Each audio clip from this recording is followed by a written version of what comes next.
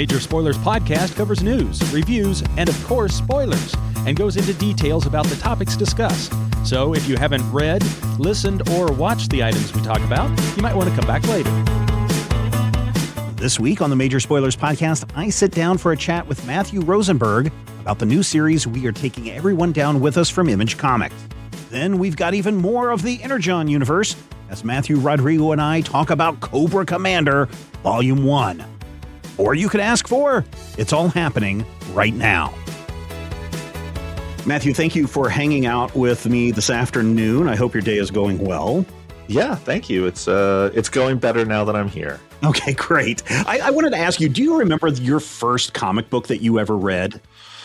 So it's funny because I talk about this a lot with people and everybody remembers and I don't. I can remember what was in the stack because I have an older brother and he had a big pile of stuff and it was a lot of Fantastic Four, X-Men, Batman, and Superman and Superboy. And I think that the first comic I ever read was an X-Men issue in the Dark Phoenix saga. Oh, wow. I mean, read is probably a strong word. I don't think I probably could read that well at the time. How old were you? 27. No, I was 4 or 5. Okay. Yeah. But I remember very much, my brother just being like, don't touch these. And so it was any time he would go out, I'd be like, oh, I have to go touch those. Yeah. And I became obsessed with them. But it's those books. It was definitely X-Men, definitely some Fantastic Four and some Batman and Superman and Superboy. I don't know why there was a Superboy issue where he's pulled out of the ocean. He's drowning. And that really imprinted on me for some reason as a kid. So at what point did you realize that, holy crap, I want to do comic books? So it's funny because this is the kind of thing I always talk to my peers about because I feel like a real odd man out. Mm-hmm. So many of them are I've been trying to do this when I was 12. I've been trying to do this when I was 10. And I definitely tried to make comics when I was a little kid. I definitely have my What If the Teenage Mutant Ninja Turtles Met the X-Men comics from when I was 10. But I couldn't draw. I was just not good at it. There were kids in my school who were better at it. And I immediately knew that I was I don't have it. It's not looking like Jim Lee. I don't want to do it. And so I sort of gave up on it. And weirdly, I didn't have a lot of friends who read comics. It was a pretty solitary thing for me. I didn't talk about comics with a lot of people, but I've read comics my whole life. Yeah. And so the act of making them was very foreign to me. Once I gave up trying to draw them myself when I was 11, I never really thought about making them again, which is extra weird because both of my parents were creatives. They both were worked as writers, and it never occurred to me to write. And I think it wasn't until I, when I was a grown up and I had a job and I had a career that was sort of killing me, and I was like, I need to do something else. And the only thing I'm passionate about besides the thing that I actually do for a living is comics. And I was like, I guess I'm going to try and make comics and figure out how to write them. But it had never dawned on me in my teens or in my early 20s to make comics. Never read them all the time. Never thought about it. And then how did that get into your first published comic? I lucked out because I came up in the New York sort of punk and hardcore music scene. And that's where I used to work. I used to work in the music industry. And so when someone told me these guys are putting together a company and it's Brett Gurwitz from, the guitar player in Bad Religion who owns Epitaph Records. And it's Steve Niles, who I was a big fan of. And they were and it's this guy, Matt Pizzolo, who was friends of friends through music stuff and was working in film and music stuff. And they were it's called Black Mask. And so I just cold emailed them and was like, hey, can we just get lunch and I talk to you?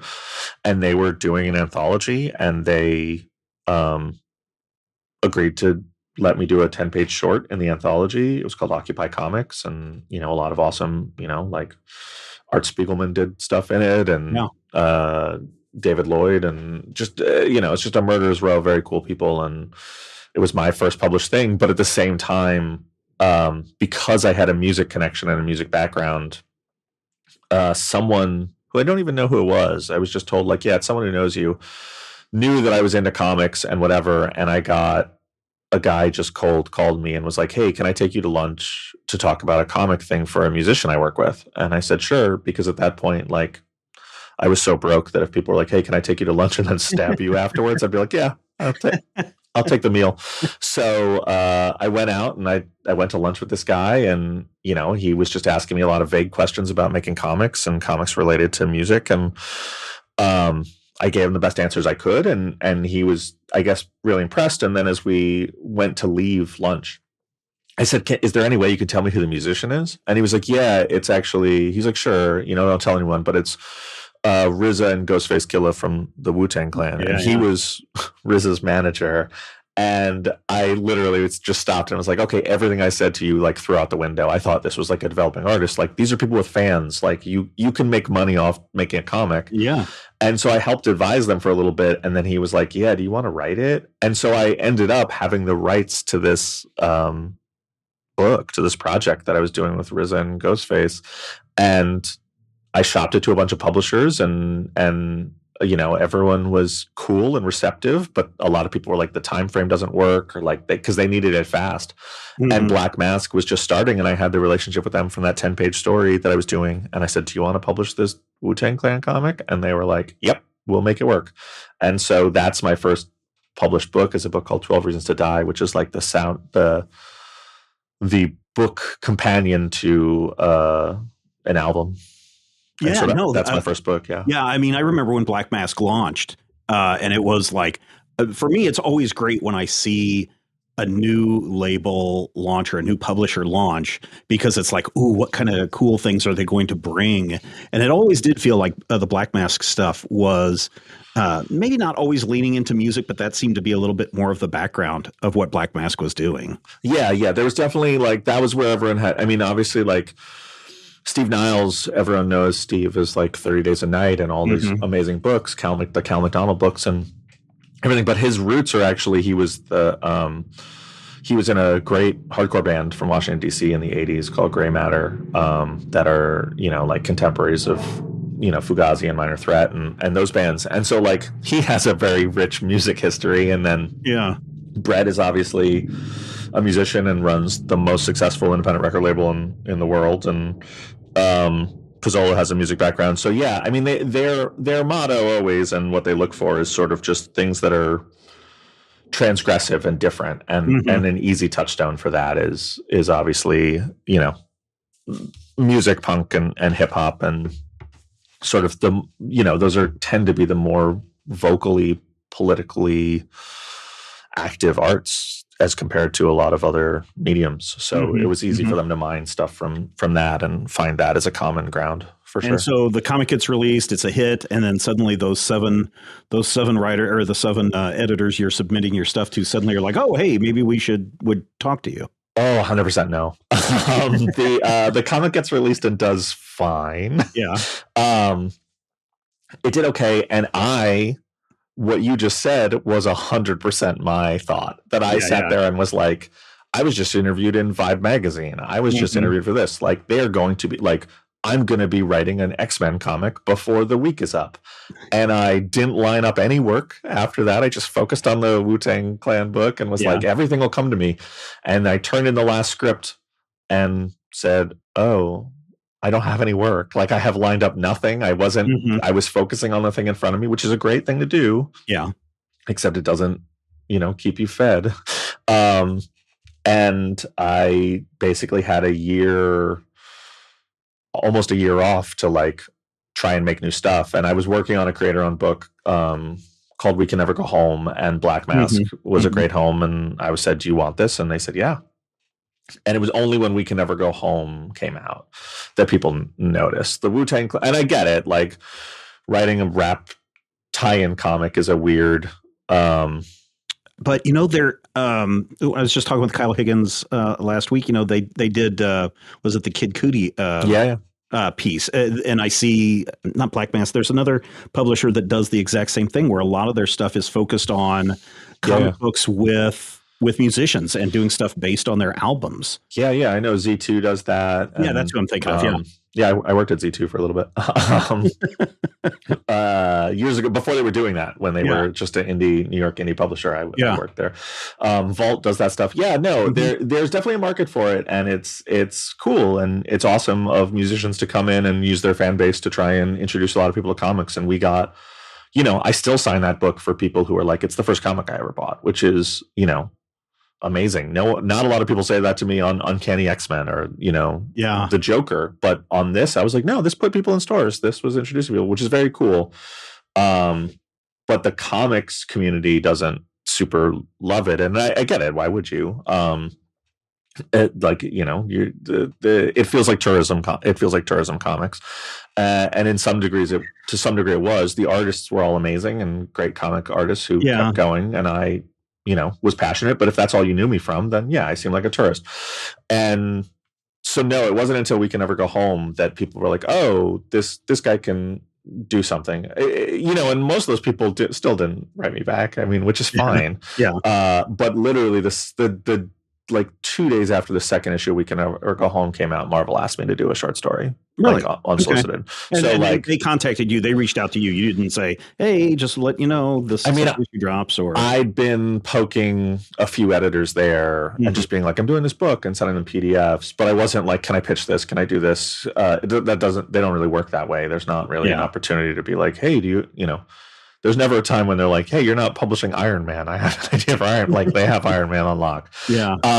But yeah, Jake Thomas, who was the editor there and was my longtime editor and is now the head of Humanoids and doing great work there, reached out to me and said, we're doing this event called Secret Wars. Do you want to do a 10-page story in Secret Wars Battle Journal? And I said, yeah. I took the job that afternoon and had a pitch into him the end of the day. Did that seem, when you had your first Marvel and then that led into other Marvel titles that you worked on, did that seem like, I have reached the pinnacle of success? I am working for the comic book company whose comic I first read when I was 4 years old. Oh, 100%. I mean, it's not to be hyperbolic, but like, I set out sort of career goals because I kind of do that for myself. Yeah. And I hit them all like a year into my career and was like, oh, I don't know what to do. I had to like fully stop and be like, well, what do I want now? And like, because like, I was like, I just want to write Marvel comics once. I want to say I wrote for Marvel, and I want to have written the X-Men. And my first thing was a 10-page X-Men story. And I was like, oh. And then only later was I like, okay, well, I want to write the Punisher. And then I got the Punisher and did 28 issues of the Punisher or wwhatever.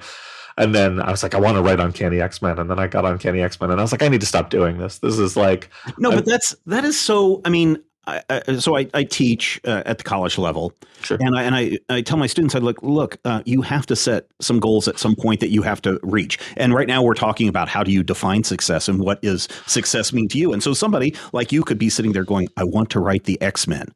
Great. Now that you've reached that level of quote unquote success, that prompts you to create a next level of success, Punisher, X-Men, Uncanny X-Men, so on and so forth. And so it's one of those mindsets that I think is really important for people to understand is you can't just have one end goal in mind. You have to be thinking sometimes beyond that. Oh, for sure. It's funny to me too, because like, in some ways I got to my goals too easy, but I think the thing you're talking about of having goals you can reach, because having just like, one day I want to play for the Lakers. If that's your goal, it's like, well, you're probably not going to play for the Lakers.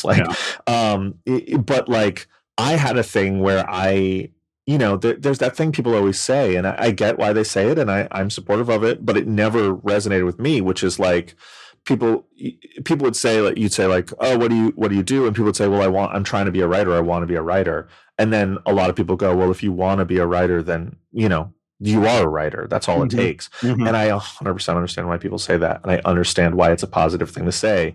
But for me, who grew up where my education was paid for by writing, the roof over my head was paid for by writing, every meal I ever ate was paid for by writing. Writing was not a like, I say I'm this thing and I'm that thing. Like, no one says like, oh, I want to be a doctor. And no one says, well, if you want to be a doctor, then you are a doctor. Yeah. And so I had this real hard relationship with saying I'm a writer when I was writing pitches for comics that no one was reading. I was like, I don't think I am a writer. I think I want to be a writer. And I set goals for myself where I was like, well, the first time someone I don't know buys something I've written, I feel like that's being a writer. And it took a long time. It took 2 years for me to get there. I remember it very well. I got a table at New York Comic Con when that was much easier to do. Yeah. And I was self-publishing stuff. And a guy came up and the first day in the morning and was like, this looks cool. And he bought it. And I had this moment, and it was just this intense moment of being like, I don't know that guy. I'm probably never going to see that guy again. He just bought this because I wrote it and he said it looked cool. I'm a writer. Like, that's it. If that's all I ever do, I got his $4 and I'm a writer. That's a great story. Well, That's so awesome. I'm wondering, because you're working at Marvel, you're working at DC. What is this drive then to want to get back into indie comics and do 4 Kids Walk Into a Bank? So, yeah, I mean, I was regularly working at Marvel at that point, just a little bit. Like, they were starting to offer me more and more stuff. But 4 Kids Walk Into a Bank came about. I spent a year and a half working in a comic shop in New York. And I made some of my, lifelong friends in there and whatever. But one of the people I worked with was Tyler Boss. And he was actually it was his after school job because he was in art school at SVA for comics. Thank goodness he was at a college because it's an after school job. I've got a 17-year-old kid and like after school job. The kid's in high school and working at a comic book store. No, Tyler was working 2 jobs, kind of 3 jobs at SVA to help pay for living in New York and pay for school. He was like part-time Klaus Jansen's inking assistant. Okay. And he was working at Forbidden Planet and with me at the comic shop. And he was working other stuff, like odd jobs. But we were sort of the difficult dirtbag kids at the store. We were just like the dudes that they were like, oh, you guys aren't, you guys are always playing music too loud and being idiots. And like, so we would work, the shop in New York was open late. Part of the time I worked there was open till 1 a.m. And so we would always work the skeleton crew. We would work the night shift and especially like restocking. If you're open till 1 a.m., it means that you're closing up and cleaning up and restocking until, 1:30 or 2. And Tyler actually we both lived uptown in Harlem and the shop is downtown in the Village. And so it was a 45-minute train ride and we lived 3 blocks from each other. So not only would we work 8 hours a day together, but we also would commute to and from work together. Yeah. And part of that was just us talking about the comics we wanted to make. And Tyler, I would come in with an idea and I would just be like, what do you think of this? What do you think of this? And he would, come in with drawings and be like, what do you think of this? Like, what? And so it was great. And I came in once and was like, children who rob banks, a bank robbery story, but they're children. And Tyler said, how old are they? And I was like, 9. And he was like, no, that's dumb. And I was like, 16. And he was like, no, that's boring. And I was like, 13. And he was like, yeah, 13's the sweet spot. And then 2 or 3 weeks later, he came back and was like, hey, I have to do a book he was in David Mazzucchelli's class for comics. And he was like, hey, I have to do my senior thesis.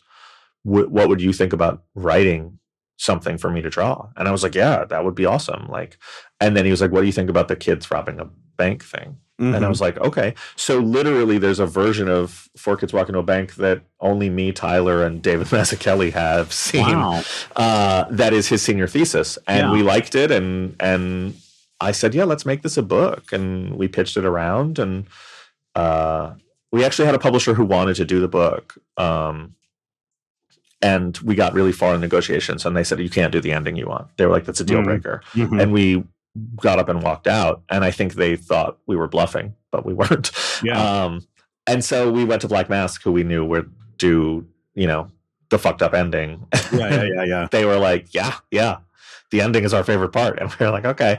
But at the time I was working at Marvel. So it was kind of like, well, this is a thing that I've been working on and dreaming of doing while I had Marvel stuff going. And now I'm just in a better position to do it. But you weren't exclusive. You weren't exclusive at Marvel. No, not when 4 Kids was coming out. Okay. I was not. I was doing, like Kingpin and Rocket Raccoon and sort of like climbing the bottom rungs of the ladder. Right. Like steady work, which was awesome and books I'm really proud of, but not like not a guarantee of work. It can Yeah. all, at places like that, it can all, one day you just find that your emails go unanswered. And so that fear is also there, that like I had that post 12 Reasons to Die fear of like, I always have to have my next thing going. I always have to know what I'm doing in 6 months or a year. So 4Kids was going to be that, but then Marvel just kept me on and eventually made me exclusive. But I think part of the exclusive decision was the success of 4Kids. Like that really took off. I mean, we reviewed it years ago, the entire series, once it was out on the Major Spoilers podcast. And I think it is that ending, which is both shocking. And I can see why some people are like, well, that wasn't the satisfying ending I was hoping it was going to be. And then there's other people that are like, no, that's the perfect ending for this book. And it just seemed to at this point, you're how many years into working in comics? 10 years, maybe? Now? No, by the time 4Kids Walk Into a Bank came out. No, 4 or 5. Oh, only 4 or 5 years. Yeah. I'm like 11 years now. Oh, okay. But it just seemed to come out of nowhere, and suddenly people are talking about it. Sure. And yeah. It's I think for indie comics, it's kind of a big deal at that point. Yeah. I mean, it was, you never have perspective on that stuff. Because it's always like, well, everything feels big. Like 10 people tweeting about your book the day it comes out feels huge at the time.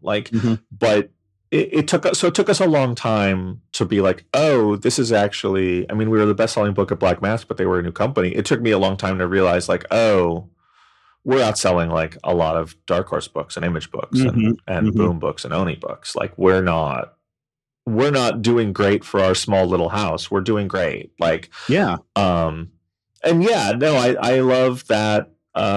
It seemed to resonate with people. We were reprinting every issue. It was growing every issue. And, when I did We Can Never Go Home, we had a taste of that, but it was just smaller. But it was still like, the first issue of We Can Never Go Home had 8 reprints.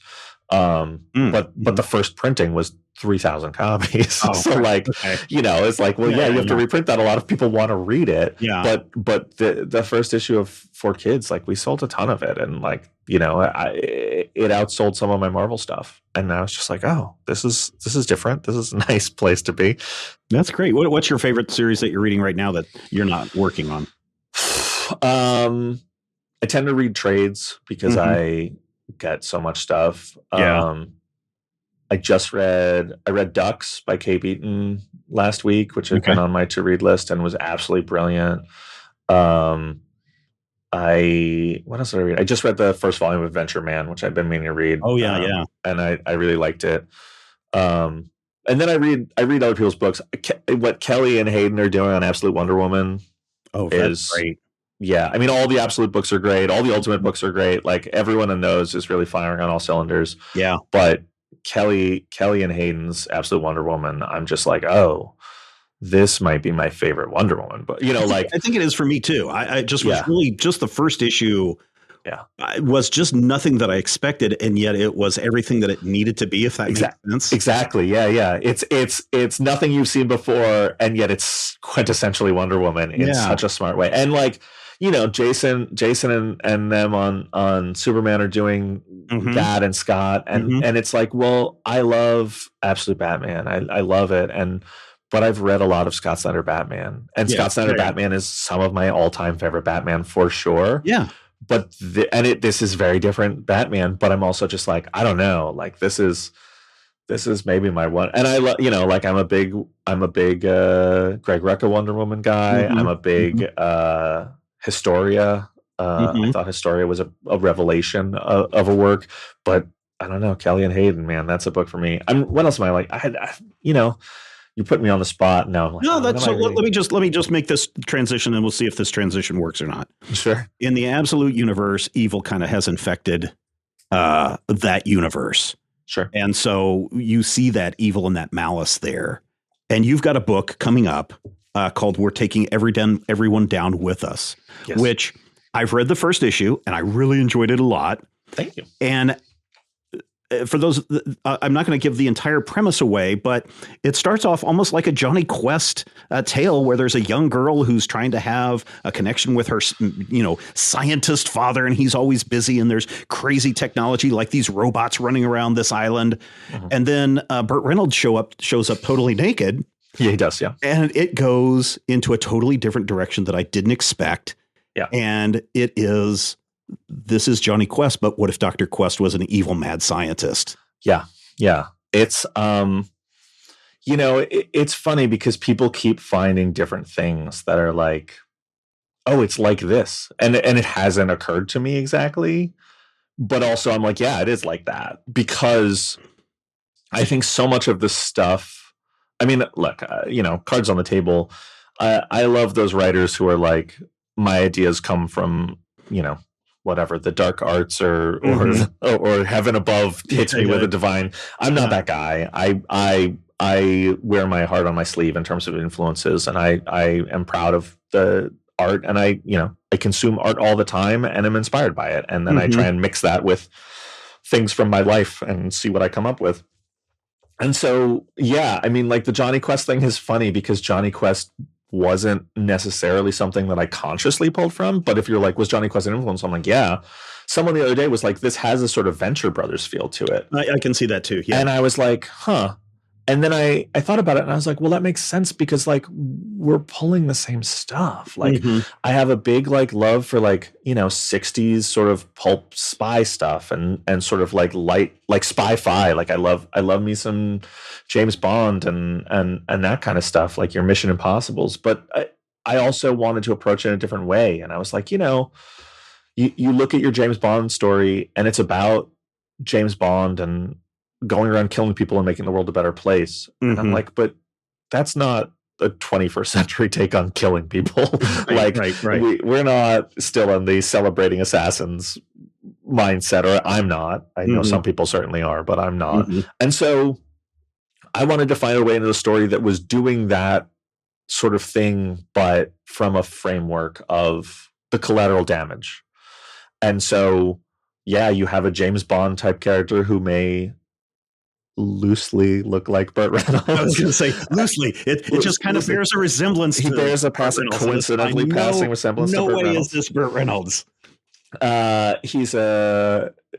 You have this Bond type figure, and you have a mad scientist villain type figure, and their clash is going to have collateral damage. And so that collateral damage, we chose to see the story from the point of view of this villain's 13-year-old daughter. And what this does to her, and what the ripples of violence, how they impact her life.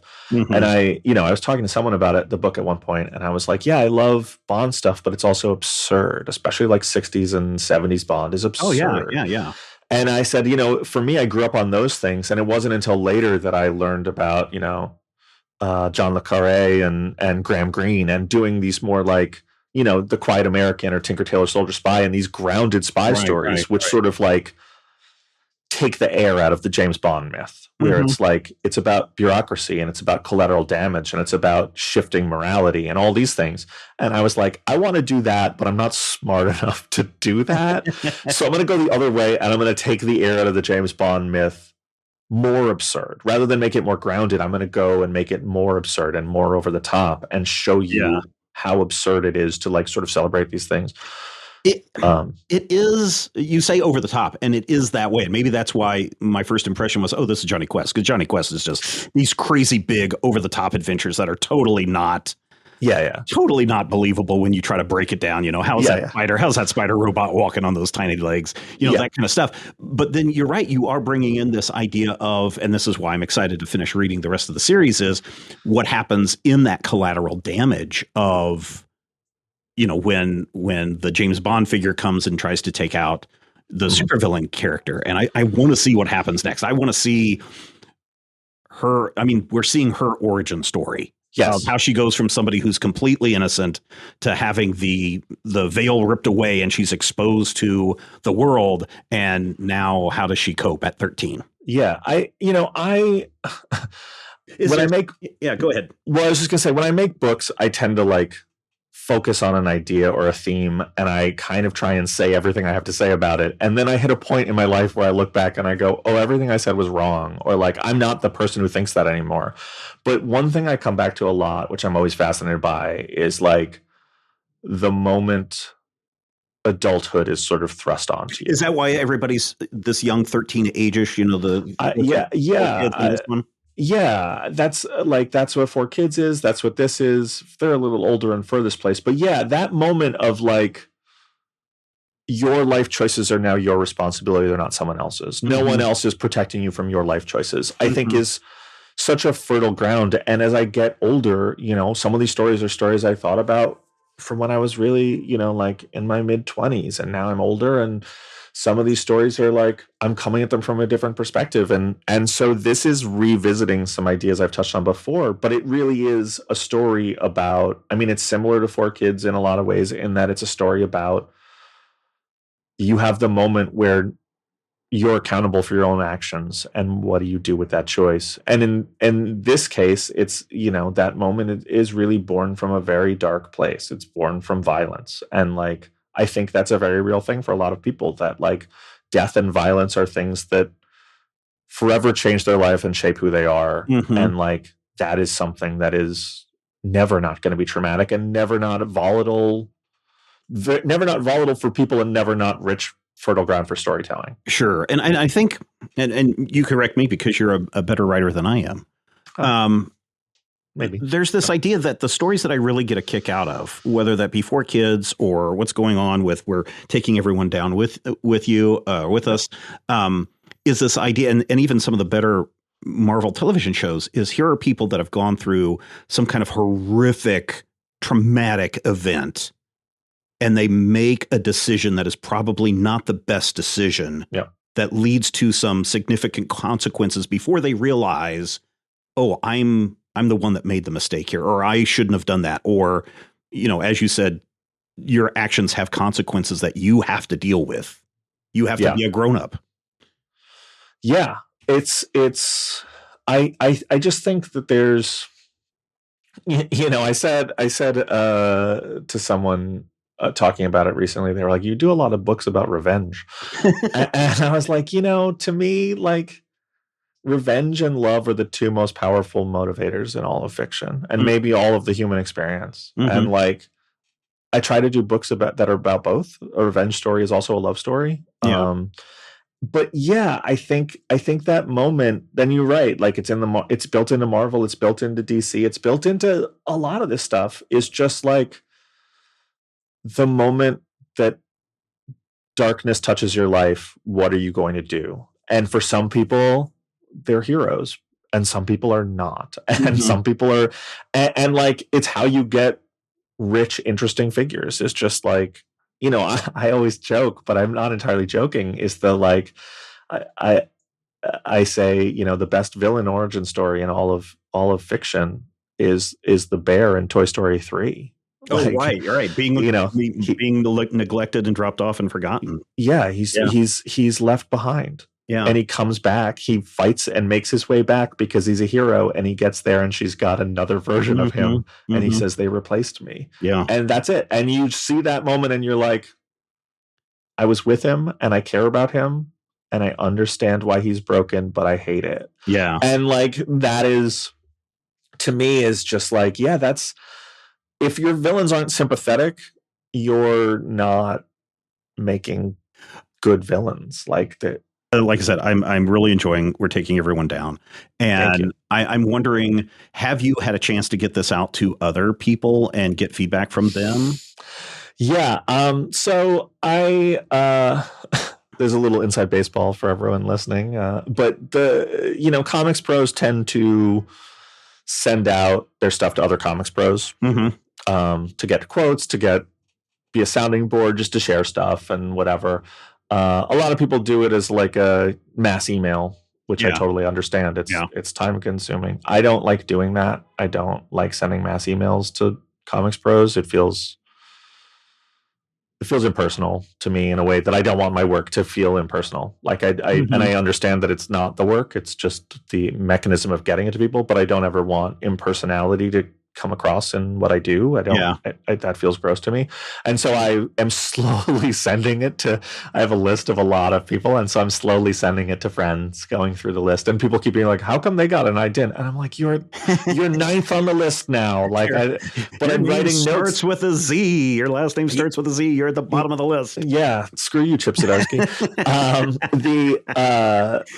No, but so I've been slowly trickling it out to people, and everyone's busy and everyone's got so much on their plate, and the world is on fire and all these things. And so I don't ever expect anyone to say anything or do anything.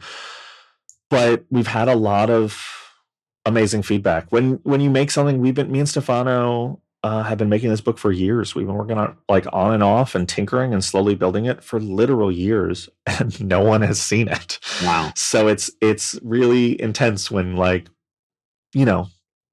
James Tynan calls me and is like, dude, I loved it so much. And it's like, oh my gosh, Kelly Thompson just really effusive about it. And that's just been amazing. Mark Millar sent me a really nice note about it. That was really sweet.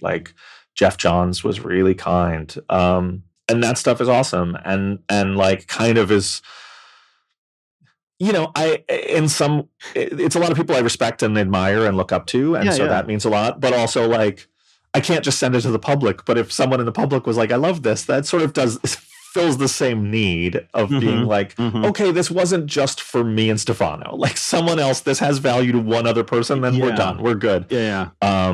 So we've been slowly trickling out, and a bunch of people have been incredibly kind. And Tom Taylor just said a really nice thing to me about it the other day. So as we wrap up here today, Matthew, any other things that you want to share about the new book that's coming out? The release date specifically, is it March? It is March 26th. 26th. Okay. So if you want to go tell your local shop to check it out, they can get it for you now. It's still in the pre-order period, and that helps us immensely always, as I'm supposed to say. It actually does. I think, I say this all the time, and I don't think the audience actually understands that money's very tight in a comic shop. They pay for the product. It's not returnable. And so they're really if they buy 10 copies of a book and no one wants it, they've just lit $20 on fire. And so they don't. And the way they gauge excitement about a book is how many people pre-order it. So when you are a person who wanders into a comic shop and enjoys the luxury of your shop has the book you want on its shelf, you have that luxury because someone else took the time to pre-order it and tell the shop this is an exciting book. Not always. I mean, some shops just know what they can sell, but a lot of the time you have that luxury because other fans are proactive in making sure they support a title. And pre-ordering's not for everyone. I get that. But if you're a person who has the ability to do that, it's helpful to the creative team. It's helpful to the retailer to not waste money, to not have a book under-ordered. It's helpful to the other customers. It's helpful to everyone to be that person. That was my little PSA there. But what I want to share about the book, it's an action book. It's a dark comedy.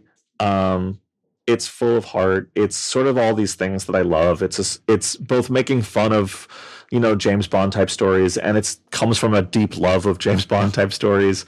But it's a book that we're really passionate about. We spent years working on it, and it's something we really believe in. And I, just in terms of being someone who wants to see, I mean, this is going to be really cheesy, but I'm still romantic about the idea that people being passionate and caring about the things they do and the things they put out into this world that matters. And so this is something we're passionate about. And I think that comes through in the work. And I'm hoping there's other readers like us who are see that and feel that and are drawn to that, and that resonates with them and will give us a chance. Maybe the book's not for you. You don't want to see a crazy super spy drunk and stoned, getting into all sorts of trouble. You don't want to see a foul-mouthed little girl killing people. Then maybe this isn't the book for you. Or maybe you do. You want to rush right out in a buying frenzy and pick this book up. Exactly. But either way, there's a lot of heart and passion in the book. We worked really hard to make something that we think is pretty special, and we would love it if you would lay down a few bucks to try the first issue. Yeah, definitely check it out, ladies and gentlemen. I'll have my full review as we get closer to the release date. But Matthew, thank you so much for taking the time today. I wish you the best on this book. I have high hopes for this, and I hope it sells 1 million copies. I also hope that. Thanks so much for having me. Thank you. Check out the show notes for a sneak peek at We're Taking Everyone Down With Us ahead of the March 2025 release. And if you want even more of my interview with Matthew Rosenberg, the full 1 hour plus interview can be found on our Patreon page, patreon.com patreon.com/major spoilers. In the interview, we talk about his parents' reaction when he told them he wanted to be a comic book writer. We also talked about what's going on with the movie adaptation of Four Kids Walk Into a Bank. And Matthew and I have some thoughts on supervillains in media. 45 more minutes of great conversation with Matthew can be found exclusively on our Patreon page. You can access that and so much more when you sign up to become a silver level member, a mere $5 a month at patreon.com/major spoilers. One of our patrons already had a chance to listen to the full interview. Rodrigo, what did he have to say? Megatron Stu says, I enjoyed the Matthew Rosenberg interview a lot. Really interested in the development of his work for film and TV and how that works, and your discussion on villains in fiction. Another example of why Major Spoilers Patreon is a veritable bargain. The full interview in this week's Major Spoilers podcast pre-show, where we talk about CGI and practical effects, waiting for you right now. All right, it's time to continue our trek through the Energon Universe. And this week it's Cobra Commander Volume 1 from Joshua Williamson, who's writing everything. And Andrea Milana, or Andrea, I don't know. Andrea Milana. Andrea Milana. So last week, Matthew, you and I were talking about how I was surprised that the level of violence seemed to be toned down for the Duke, or no, for the G.I. Joe. No, it's the Duke book. But here in Cobra Commander, they ratchet that violence back up. And I wonder if the whole point, isn't that, you know, if you're in a good guy book, and we'll see if this plays out with Scarlet, when you're in the good guy book, we're not going to, the bad guys are going to be bad, but we're not going to go over the top with the violence. But in the bad guy books, or when the bad guys are around, or when the alignments are questionable, as in the case of the Transformers, we're just going to go blood splatter the lens moments. I think it's a fair cop. I think that when you look at kind of tonally what they're trying to do here, it is really trying to show us that there are weird, chaotic, over-the-top alien forces in play, even with Cobra Commander, who is no longer just a car salesman and a fake mustache from Springfield. We don't know which Springfield, probably the one from The Simpsons. But yeah, this just, oh man, I have never been more horrified and disgusted by the Dreadnoks in my life. Oh, really? Okay. I remember when they introduced the Dreadnoks, and they've always been just filthy, reprehensible swamp rat scum, but this just pushes it to a whole new level. It's just I've always, for me, with the Dreadnoks, I've always thought of them as Florida hillbillies, which they are, right? But you always think of them as, or at least in the way I've always imagined them portrayed, is that they're dumb. They're kind of there for comedic relief, but here, they're dumb, but they're also butchers, right? Yes. They have no regard for anyone but their own quote unquote family. And that's kind of built in, because I don't know if you know the stupid joke about the original three, Torch, Buzzer, and Ripper. I'm sure I do, but the rest of our audience may not. So why don't you explain to them? Absolutely.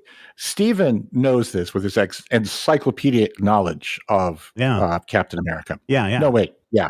Okay. So Torch, Buzzer, and Ripper, their names are Tom, Dick, and Harry. But their surnames are Winkin, Blinkin, and Nod. So first off, props to Larry Hama for going just harder than any writer really ever should have with these three idiots.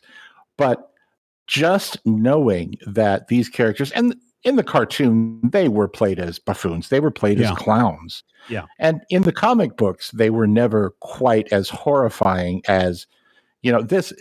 To me, it went from, I think of them as kind of like, Dukes of Hazzard level guys in the swamp. And this is like crazy cannibal, like, I don't know, human centipede level guys in the swamp. And when the blood starts flying, and by the way, Buzzer is called Buzzer because he carries a chainsaw. So please keep that in mind when you say to yourself, oh, what possible bad thing could happen with a chainsaw? Yeah. Rodrigo, what did you think of Yeah, the it's ugly. crazy violence in this book? I mean, I was expecting it. Like the Transformers one was super violent. People like getting squished by Starscream and stuff. Starscream. So I wasn't surprised when it started raining guts and stuff. I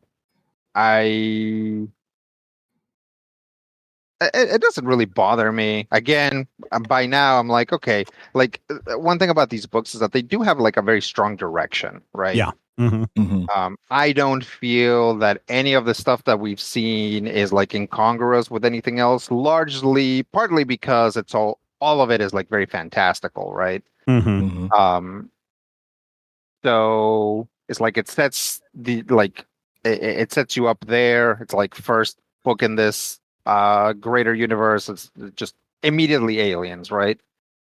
So by the time we get to secret snake people city under the earth, you're like, yeah, okay, all right, sure. Yeah, makes perfect sense. Yeah. So Cobra Commander was the first book in the Energon Universe that I read and I talked about on the Major Spoilers podcast. I really like this story of Cobra Commander as this outsider who also becomes an outcast. And even though he wants to serve the greater good, he still is considered just a lesser being in the eyes of the great Globulus or whatever his name is. Globulus. Yeah, Globulus. And so it just is this very petty man in the form of Cobra Commander who envisions himself a dictator, and he's just using cruelty and aggression to bulldoze his way through everything without thinking of the consequences, right? So you have everybody who lives in whatever it is, Shangri-La, Cobra Law. Yeah, in Cobra Law, they're all just like, listen, we just want to live organic lives for organic people. And, our technology is fine. We don't need to do any of this stuff. And Cobra Commander is like, no, we must have iPads and we must have telecomputers and this Energon. And they're just like, no, dude, we don't want that. And he's like, too bad. And, tries to overthrow the government. And it's just like, I don't know. It's really weird to see Cobra Commander in this way, because again, if in the cartoon shows, you always have to kind of portray the bad guys as kind of buffoons, because that's ultimately what these fascist jerks are, is they're just buffoons. But here, I think Joshua Williamson, and again, maybe Rodrigo, why you feel like there's a lot of coherency is because everything is Joshua Williamson. Now, granted, he's probably going through Skybound and Hasbro layers of approvals to get this stuff done, but still, there's that continuity that makes you feel like this is all going someplace. And it is really interesting to me that, again, we have seen throughout the years on this particular show that there are times when I can be just a teensy, slight, an angel's eyelash stubborn when it comes to alterations to continuity. And when I was 15 and G.I. Joe the movie came out and gave us Cobra Law, this hundreds of thousand-year-old secret civilization with, Burgess Meredith voicing this weird globby guy, and said that everything that we knew about Cobra was wrong and that it was related to this weird civilization of snake people who lived in the Himalayas, I was a little bit torqued off. And it is a testament to what Joshua Williamson and the other creators have done here that I love this. I hate everything about Cobra Law. I hate the name, which, by the way, very important. The name was meant to be a placeholder. Buzz Dixon was just like, hey, I want to do something like Shangri-La with Cobra, so we're going to call it Cobra Law until I come up with a better name. And somebody at Hasbro was like, that's perfect. Yeah. He's like, no, wait. No, perfect. So Cobra Law went on TV, or actually in the movies. But the fact that this works, that this feels so cohesive, that it works with, And honestly, I feel like a Cobra Law, weird, crazy guy from this underground civilization, having the ability to capture and enslave that 140-foot tall guy, Megatron. Yeah, Megatron. It makes a lot more sense. Megatron showed up kind of at the end of last in the Duke series. And so to have him here makes a lot of sense too. Yeah. And to have that civilization be behind this, first off, makes that change in tone of we are going from silly, kind of everybody parachuting to safety, no matter how hard they're shot, to the fact that Globulus is murdered with venom. People are chopped to shreds. The first few pages of this book or the first issue of the book, I guess. Are you reading the collection I'm reading? No, we're reading the individual issues because that's what Skybound had sent us. So technically, I think in the first issue, there's like a page missing because there was like a surprise reveal that was Megatron. It wasn't that big of a deal. But yeah, we were getting, these are all based on the original early previews of Cobra Commander. Yeah, because after you and I discussed the Nemesis Enforcer reveal, I apparently bought these because when I logged in today and I was like, oh, we need to do the thing and the thing, it popped up and it's like, oh, you're searching for Cobra Commander. Usually it would take me to the link where you share the stuff. It took me to my library and was like, here's 5 issues of Cobra Commander. I'm like, okay.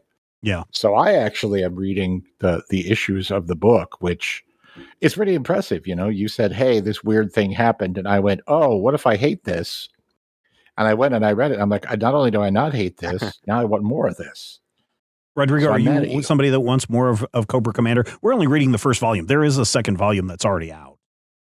So I've read all of the stuff that we've read, even though I missed like 2 out of the 4 that we've done so far, or 5. Yeah.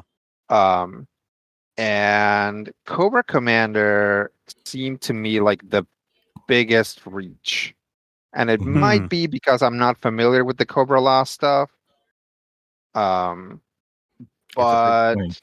it's a big the stuff, you know, I already said that, like, because there's aliens and stuff, it's not as big of a deal, but really it's the story of Cobra Commander is like he lives in Cobra Law, but he's like a regular surface human that ended up there and they don't like him, and he's a scientist and they kick him out and he's trying to start Cobra, and he's got this guy who, even though everybody's snake theme, he has bat wings. Yeah. Bat snakes, you know how it is. Yeah, bat snakes. So like I'm like, is this how everybody feels reading all the other books? Like, I've seen so many, I've seen so many Transformers things that it's like, here's Cliff Jumper. I'm like, oh, I know Cliff Jumper. And it's like, oh, Starscream's being cowardly and evil. It's like, yeah. So it's like, so with something like this, because the only G.I. Joe stuff I've seen, like, did not get into like Serpentor or any of that stuff, right? It was just like pretty much like Cobra is a terrorist group. And the G.I. Joe guys, the only one that's superhuman there is Snake Eyes, but that's because it's the 90s and ninjas are in. Yeah, so I'm wondering if part of the reason why you feel like this is the biggest stretch is because in Transformers, we're introduced to the core Transformer group, right? The ones that a lot of people already know, etc. And it really just focuses on the Transformers and Sam Witwicky. And in Duke, it's all about Duke and his friends trying to get away from the military and prove that they're right. But here, instead of just being a Cobra Commander origin story, this is also the introduction. Well, not necessarily the introduction, because Destro was introduced in Duke, but we get more of who is this Destro guy. We get the Dreadnoughts, Nox, and we get there's one more group that I think shows up here. There's like 3 different major bad guy factions. Groups. Yeah. Tomax and Zaymot and their Crimson Guard. Yeah, they show up and it's just like, wow, this is crazy. And so we're kind of getting multiple origin/introductions in this book. And that's why it kind of, to me, feels a little scattershot, because not every page features Cobra Commander. And every page should feature Cobra Commander. Yeah, or most of them at least. I do feel like sometimes we just like drift really far away, introducing all of these dreadnoks, and I'm Yes. I'm not as familiar with GI Joe as I am with Transformers. Same. But I'm like, obviously all of these characters with unique names and haircuts must have been part of Cobra or some sort of side thing at some point. Right. Mhm. And when they show the picture and they're like, there's all these disparate groups that should be united, I'm like, yeah, okay, some of those guys I recognize. But I'm like, do we have to? Like, we've introduced two dangerous redneck guys, and then we Yeah. introduced like three more, right? And they have names and they have like unique stuff, and I'm like, is this about them? And it's like, or is this about Cobra Commander? Yeah, exactly. Right? Like, Yeah. and again, I am reading this and I'm like, is this how people feel when they were reading the Transformers one? And they were like, so there's another airplane guy. What's the point of this other airplane guy being here? Like, like maybe, I don't know. Maybe it was like that. But for me, this felt very disjointed because of that. Mm-hmm. Yeah. And I don't know. I know in the Destro book, what are their names? Balzac and Zorzak? Tomax and Zaymot. Yeah. They play. I believe they show up and are kind of Destro's nemesis in next week's book. Oh, okay. Yeah. And so yeah. I know all the characters. Yeah. All the Yeah. There's Jockjaw and Manhands. Ape-Face the ninja and his girlfriend Skillet. Yeah. All those guys. Yeah. Man at Arms, all of those guys. I know all the GI Joes. There's Stalker and Breaker and what do you think of the art? and- What do you think of the art? I kind of like the filthiness of the art when it comes to the Dreadnought. And the violence and the stuff. Dreadnought. Yeah. Like bodies hanging from hooks kind of stuff. Yeah, it feels dirty and scary and swampy. And that moment where Nemesis Enforcer rips off his skin and goes in the middle of the swamp, that pure awesome. That really, really sings to me. But then we kind of transition out of that and we see, Destro in his little Mars Industry weapons forge, and it's still all kind of grimy and Star Wars gritty. And I'm like, I want more shiny here. But then it kind of, at the end, when we see what I'm pretty sure is the beginnings of what's going to become Springfield, Cobra's evil headquarters, small town. Right. When you get to that point, go ahead. Sorry. You're kind of pushing that together, and it feels like we've got that grime and that corruption and that that slime under the surface, and it really, really kind of works for me there. But in the middle, I felt like, boy, I get what they were going for, what it feels like they were going for. But by issue 5, you're kind of like, okay, I see it. In the middle, I kind of lost the thread. And you guys are right. There are a lot of moving parts and a lot of characters just kind of popping up. I like Cobra Commander as he's portrayed here, as a manipulator, as a little conniving weasel in the background, especially when he's been captured and he's talking the Dreadnoughts into doing his bidding. It's like, oh, your brother doesn't like you or whatever. And they turn on each other. I mean, that's brilliant kind of writing, but I kind of wanted to see him be more vile. He just kind of stands around while everybody else does his work for him, which I get. That's what Cobra Commander wants to do. But I want to see him be more. I wanted to see him be more evil. And I know I've talked before and in the interview, et cetera, that I've talked about my views on supervillains. But I want to see this guy be really, really bad, because he is a bad guy, and I need him to. I need his evilness to be justified by even more evil actions. Because in this first volume, he's just doing evil against evil people, and I don't really care if they kill each other. I don't care if the Mars Industries and Cobra kill each other. He does massacre a random guy to get his like snow. Well, that's true too. But is that I mean, Cobra that guy Commander, is or shown- is that the enforcer guy? It could be Nemesis, yeah. Nemesis Enforcer. Yeah. I feel like this is interesting because they are, again, they're kind of trying to weld different pieces of canon together, because we've seen different takes. The cartoon commander was just a loudmouth and a buffoon and an idiot, and he didn't really do much of anything Right. other than be in charge. But there's also that modern interpretation of the commander as a manipulator so good that you don't realize he's manipulating you, and you kind of come away thinking, is this man a buffoon? And then you go and you do his bidding anyway. And I really enjoy the way, especially that sequence where Zorana, the pink-haired female dreadnought, comes in and it's like, hey, what's going on over here? He's like, your brother doesn't respect you. Yeah. Just that whole really, really nice psychological undermining. The juxtaposition of the painted smiley face on his mirror mask is great. Oh, and that whole sequence. So evil.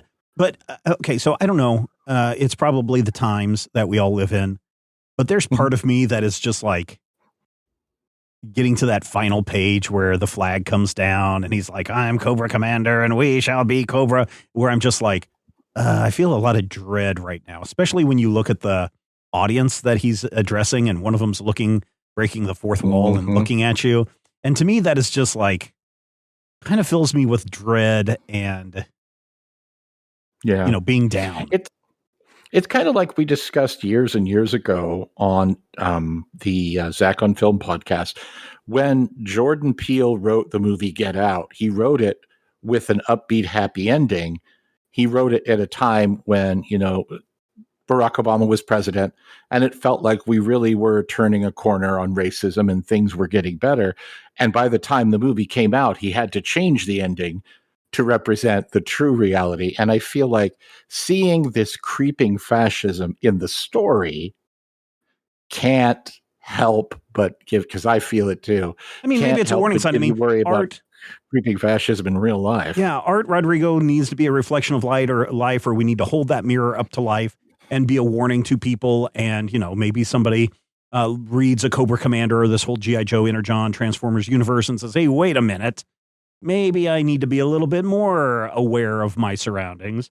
Maybe that's a good thing. But for me, I was just like, I know too many of these people in the crowd. Honestly, it might be the opposite, right? Oh, really? Okay. We, like, people that actually study fascism, talk about it, think about it, had on multiple occasions said, American fascism is going to look American, right? It's not going to be goose stepping. It's not going to be gloves all the way to the elbow.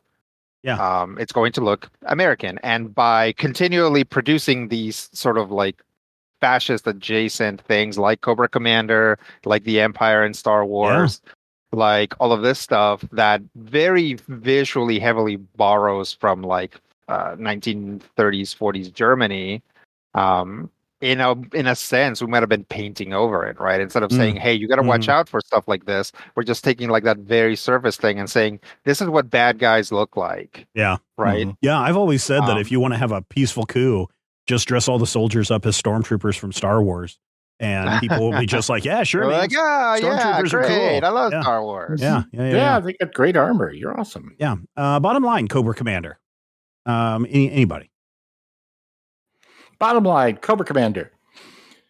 Solid stuff. A really, to me, transformative, no pun intended, take on the Hasbro property that literally has been around for most of my conscious life. This, G.I. Joe debuts in 82. I'm 11 years old. It's one of the first things that drags me into comics. To this day, I can tell you the real name of Ripper, Buzzer, and Torch.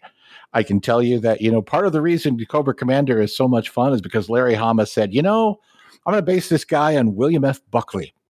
So when you say, hey, does it hold up, old guy? It does. And it holds up in a way that feels new and different, but also doesn't feel like they're immediately shooting down or peeing on or making fun of what has come before. This doesn't say the Cobra Commander you may remember from 1984 on TV never happened, or that it was terrible, or that you're stupid for liking it.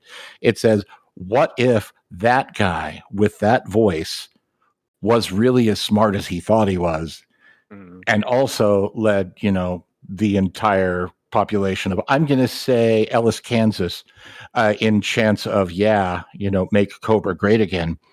That's good writing, terrifying storytelling. I say definitely, if not rush right out into buying frenzy, just sort of mosey on over and say, hey, you got any of that Cobra Commander, man? What about you, Rodrigo? All of these Energon Universe books have been extremely readable. Like, even if I'm not necessarily into what's happening, they flow, they go very well, they go back and forth.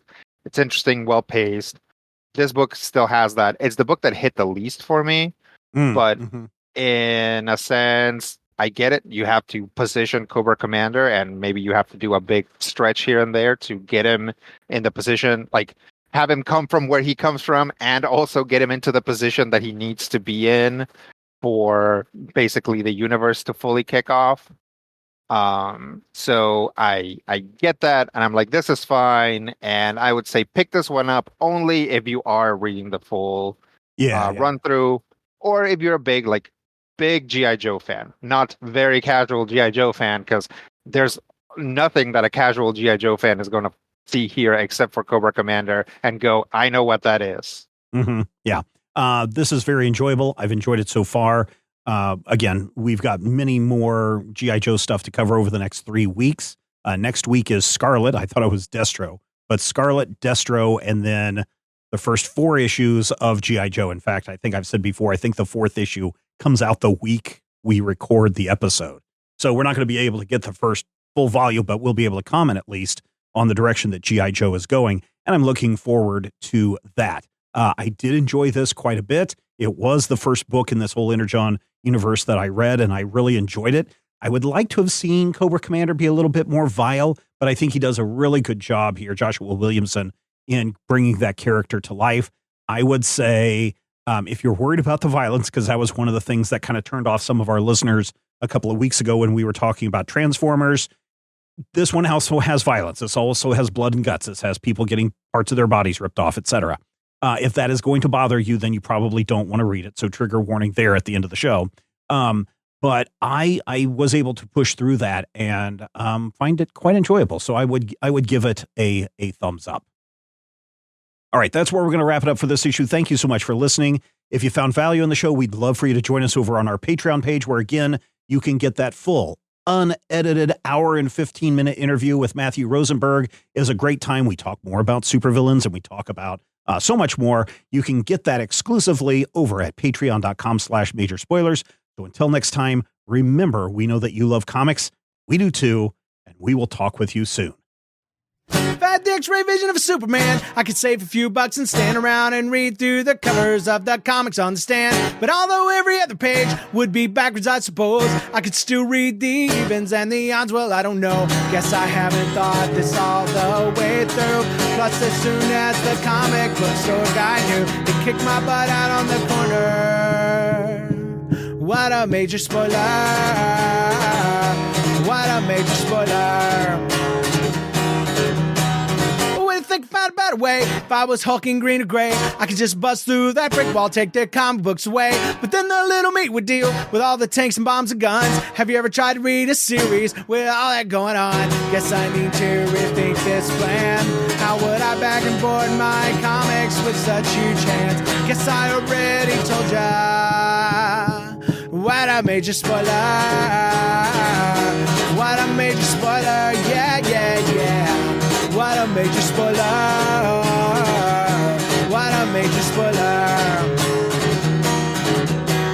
If I'm stark raving rich like a man of iron, I might not be surprised to find that I might actually have the hard cold to follow an entire storyline. But would I really even need to read up on all those escapades? I mean, who needs such distractions when your sister's such a babe?